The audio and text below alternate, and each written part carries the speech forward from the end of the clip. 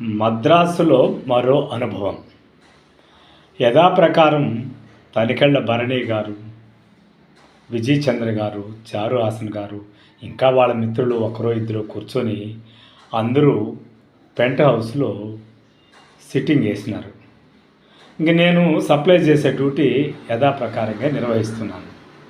మాకు దూరంగా డ్రైవర్ నిలబడుకొని ఉన్నాడు. సరే, వీళ్ళ ముందర పెద్దవాళ్ళ ముందర అంతసేపు ఉండడం ఎందుకులే అని నేను డ్రైవర్కి కొంచెం దూరంలో ఆ పక్క నిలబడుకొని సిటీ చూస్తూ కూని రాగం తీస్తూ ఉన్నాను.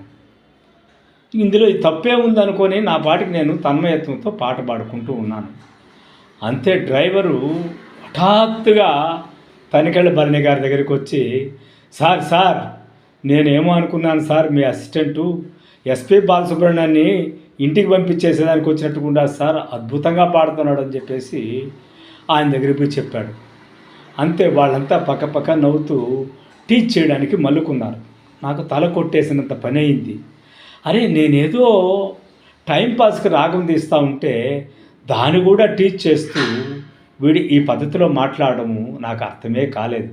అంటే దీన్ని బట్టి అర్థమైంది ఏమంటే, మద్రాసుకు సినిమా ఫీల్డ్కి ఎవరు ఊరికే రారు, ఏదో ఏమితో వస్తారని ప్రతి ఒక్కరు ఊహ కాబోలు. అందుకే నేను ఆ రాగం తీసే కొద్దికి నేను సింగర్ అవుతానని అతని ఉద్దేశం కాబోలు.